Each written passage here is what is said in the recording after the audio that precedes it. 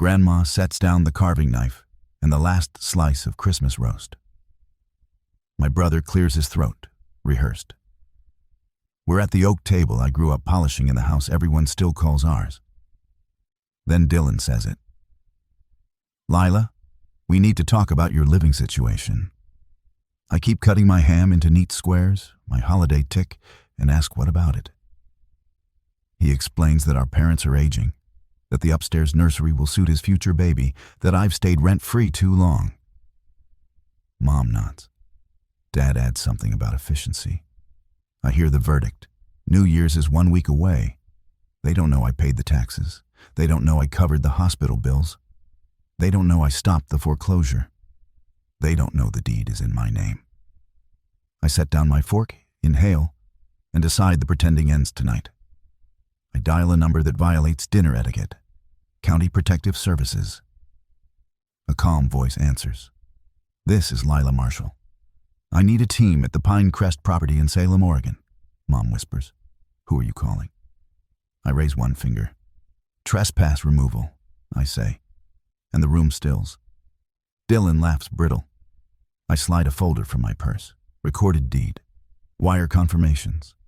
The LLC that purchased the house when the mortgage fell 6 months behind.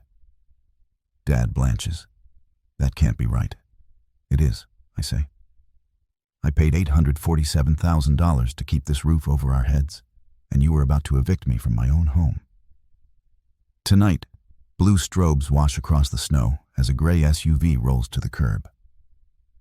2 officers in windbreakers step out, neutral and professional. I meet them on the porch before anyone else can turn the story into theirs. Lila Marshall, I say, handing over identification and the signed order, authorizing removal of unauthorized occupants if needed. My hands don't shake. Behind me, the front door opens. Mom hovers in the doorway, eyes shining with a grief that makes me ache.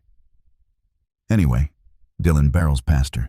You wouldn't, he says. It's Christmas. I wouldn't if respect were mutual. I answer to the officers. We'll try voluntary compliance first. We walk the house together room by room, documenting condition. In the nursery that isn't, a mobile of paper moons trembles in the draft. I think of the year I slept on call room cots to earn the money that saved this address.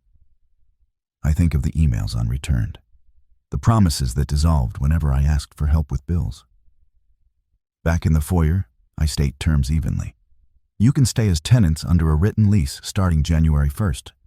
Market rate minus 20% for family. I'll shoulder maintenance. You'll respect boundaries. If that doesn't work, you have 7 days to relocate. Either choice is lawful. Dad looks smaller in his cardigan. Why didn't you tell us? Because every time I carry the weight, you pretended it was feather light. I swallow. I want a family, not a fable. The officers wait. The house listens tonight. By morning, the storm settles into glittering calm. I brew coffee, lay out 3 copies of a plain lease, and open the windows to let the house breathe. When the doorbell rings, it's the notary, scarfed and punctual. I sign first, sealing the reality I created when everyone else looked away. Mom comes down in slippers, fingers worrying a rosary from her mother. She reads every line twice. Boundaries, she whispers, as if testing the word for sharp edges. Dad stands at the window, jaw clenched, then pulls a pen from his pocket. He signs with a careful hand, and the paper stops shaking. Dylan arrives last, carrying a box of ornaments. I found these in the attic, he says, eyes red but clear. He uses the pen, stops, starts again. I don't want charity. It isn't, I say. It's rent and respect. He finishes, exhales. The notary stamps and leaves, crystals leaping in the draft like confetti. We spend the afternoon returning the house to truth. The nursery that isn't becomes a bright study with the old oak desk. The dining room loses the throne of expectations and gains ordinary chairs.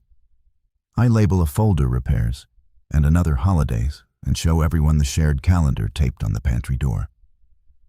At dusk, we eat soup from wide bowls. No speeches, no verdicts, just steam and bread and quiet.